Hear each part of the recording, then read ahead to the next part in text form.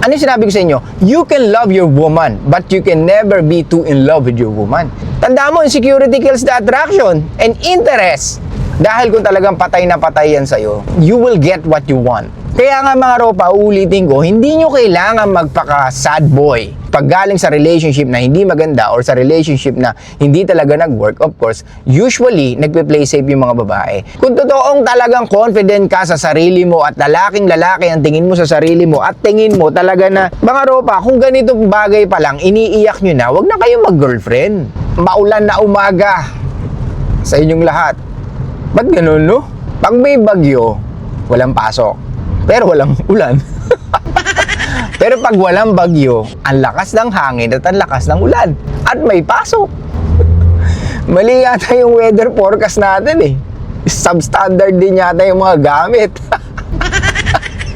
Anyway, so mga ropa, pakipanood muna to. May ipapakita ko sa inyo. Tingnan nyo mabuti itong picture na to.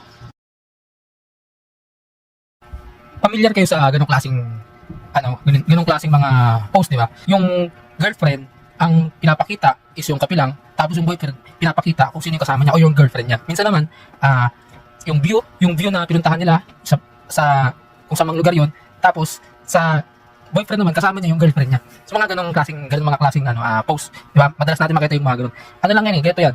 Maganda siya pag-usapan kasi, pag yung girlfriend mo ganon, yung tipong hindi ka sinasama sa niya, sa social media, sa mga post niya, kailangan, maging aware ka, mag-isip-isip ka, di ba? Hindi dahil insecure ka, pero may mga possibilities kasi yan na dapat mong maisip.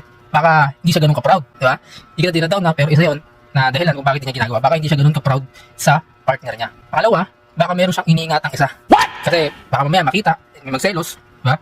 Pero kahit may boyfriend, meron pa rin mga ibang ine-entertain. Hindi ko alam kung ano yung sinasabi niya, pero, bakit napaka-big deal sa inyo yung pag-post ng mga babae? Sige nga, hindi nyo ba alam na nakaka-turn off yun? Pag ikaw ang babae? Pag nakikita nila, ba't gusto mo i-post kita? For what? Security? Are you insecure? Bakit ba kailangan na i-post kayo palagi?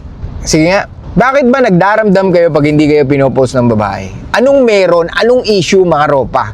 Dahil kung talagang confident ka sa sarili mo na kahit hindi ka niya i-post, alam mo sa sarili mo kung ano yung pwedeng mawala sa kanya. Kung gusto niya man magloko or kung gusto niya man i-practice yung options niya. Di ba? Why you need to fucking worry? Yung mga ganitong move or yung mga ganitong paniniwala na dapat i-post ka ng babae, this only shows na hindi mataas ang tingin mo sa sarili mo when it comes to valuing yourself. Di ba? Hindi valuable yung tingin mo sa sarili mo. Okay? Hindi mo nakikita kung anong worth mo. Di ba? Because kung sa post pa lang niya, nai-insecure ka na or medyo may issue na sa'yo, what else yung mga bagay na may issue pa sa'yo? What? Di ba? Actually, maliit na bagay to. Kung hindi ka niya pinopost, the question is, anong reason? Di ba? Lagi may reason kung bakit hindi ka pinopost. Pwedeng pasimula pa lang kayo. Pwedeng she wants privacy sa relationship nyo kung meron man. Pero, unang-una, kagaya ng sinasabi ko madalas, kung ikaw ang naglilid ng relasyon, hindi mo dapat ma-feel yung ganito. So, ibig sabihin lang na insecure ka pag hindi ka pinopost or natatakot ka na hindi ka pinopost kasi pwedeng isipin ng iba, she's still single. Di ba? Mga ropa, ito yung parang you crying out loud. What? Na, please, importante rin ako i-post mo ko. Parang ganun yung datingan. Tandaan nyo, ang babae, hindi mo kailangan i-ask i-post ka. Hindi mo kailangan mag-expect na i-post ka. May mga babae, ako naniniwala ako, may mga lalaking ayaw magpa-post. Naniniwala ako dyan, ayaw magpa-picture, ayaw magpa-story. Kasi, hindi naman kailangan. May mga lalaki na talagang, who cares, man? Kung hindi mo ako i-post or i-post mo ako. It doesn't change a thing. Diba? Hindi porket pinopost ka ng babae sa stories niya, talagang patay na patay na siya sa'yo. Hindi porket pinopost ka palagi sa stories niya, talagang gustong-gusto ka na niya. Pwedeng trip niya lang. Pwedeng may pinagseselo siya. Pwedeng drama niya lang yon. Pwedeng arte niya lang yon, di ba? Pero lagi mo dapat tignan kung ano yung nararamdaman niya for you. Gaano ba siya ka into you? Gaano ka ba niya ka gusto? Mga ropa, kung ganitong bagay pa lang, iniiyak nyo na, wag na kayong mag-girlfriend. Wag na kayong dumiskarte ng babae. Kasi napakasimpleng bagay nito. Kung hindi kayo i-post, who cares, man? Kung totoong talagang confident ka sa sarili mo at lalaking-lalaki ang tingin mo sa sarili mo at tingin mo talaga na mataas ang value mo or valuable na lalaki ka, you don't need to fucking worry kung hindi ka man niya i-post. Tsaka yun nga, kung hindi naman talaga ganun pa kalalim yung nararamdaman niya sa'yo, why you need to expect? Di ba? And let's say, sige, girlfriend mo na, bakit kailangan mong sabihin na i-post mo ko? 'Di ba? Kung may leadership ka talaga sa relationship nyo, gagawin at gagawin naman niya 'yun.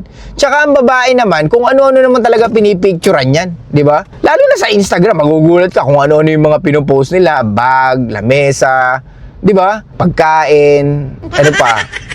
Drinks, ano pa? Basta kung ano-ano, anything na candid, 'di ba? So anong mga wino-worry natin mga ropa kung hindi na tayo i-post? Tandaan mo, kung wala pa talaga doon yung relationship nyo or kung hindi pa talaga ganun kalalim, huwag kang mainip. Ito ang hirap sa atin eh. Yung akala natin, pag binigay mo na yung relasyon, gagawin niya na lahat sa'yo. No, hindi po. Hindi gagawin ng isang babae porkit committed ka na sa kanya. It really takes fucking time. Alright?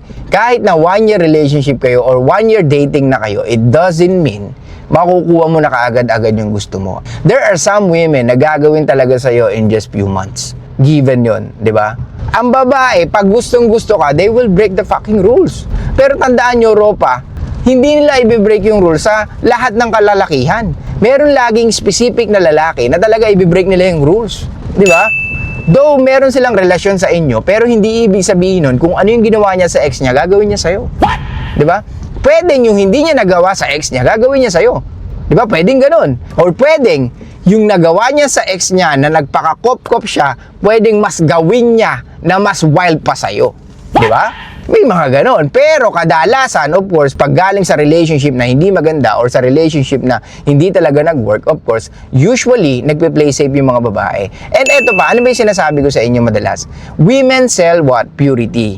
Hindi sila kaagad magpapakakop-kop or magpapakawal sa isang lalaki ng mabilisan kung galing na sila doon. Kasi, kung for example, nagkaroon sila ng trauma sa ganong relationship or hindi nag-work yung ganong relationship, then bakit nila kailangan gawin yun ulit? Gets? Of course, kahit papano, magiging wise yan. Lalo na, tumatanda sila. Gets? Kaya nga mga ropa, uulitin ko, hindi nyo kailangan magpaka-sad boy. Kung ganito yung reason lang para masad kayo. This is very petty. Okay? Hindi ko nakikita na karapat-dapat na damdamin mo to bilang lalaki. Kasi kung totoong pinapractice mo yung pagiging masculine mo, you don't need to fucking worry about posting pictures of you. Diba? Or hindi mo kailangan mag-worry na hindi ka pinopost ang girlfriend mo. Dahil kung talagang patay na patay yan sa'yo, you will get what you want. Alright? You don't need to fucking ask. You don't need to fucking ask her. Correct? Kaya mga ropa, stop being a childish, okay? Huwag kayong magtampo. Huwag kayong magdamdam. Wait lang, nahirapan ako sumingit mga ropa, ha? Huwag kayong magdamdam. Kung hindi kayo i-post, ang ina, pinapakita nyo lang kung gaano kayo kaiyakin eh. Pinakikita nyo lang na may leverage siya sa inyo. Di ba? Kasi hindi ka pinost, magagalit ka, magtatampo ka. Tapos napaparanoid ka. So ibig mo sabihin, ayaw mong pakita na may boyfriend ka na. Tanga, hindi. Insecure ka lang. Tandaan mo, insecurity kills the attraction and interest. Kaya stop, man! Stop listening to people na dapat big deal to! Kaya stop listening sa mga content creator na ginagawang big deal yung mga ganitong bagay na hindi naman. Gets? Lahat na lang big deal. Di ba? Tandaan nyo, ganito na lang para mas malinaw. Pag yung babae, dinedate nyo na at willing siya gawin yung mga bagay na gusto mo, then, ibig sabihin, ikaw may leverage. Alright? Pag sumusunod siya sa hindi pananamit ng mga provocative, hindi na siya nagpo-post ng provocative, wala na siyang kaibigan mga lalaki, inalis niya lahat ng followers niya na lalaki sa Instagram niya or sa Facebook niya or any social media niya na hindi siya makikita, wala siyang profile pic, dun mo pwedeng masabi na itong babae na to ay talagang into you at may control ka sa relationship nyo at kaya mo siyang i-lead sa relationship na gusto mo. Okay?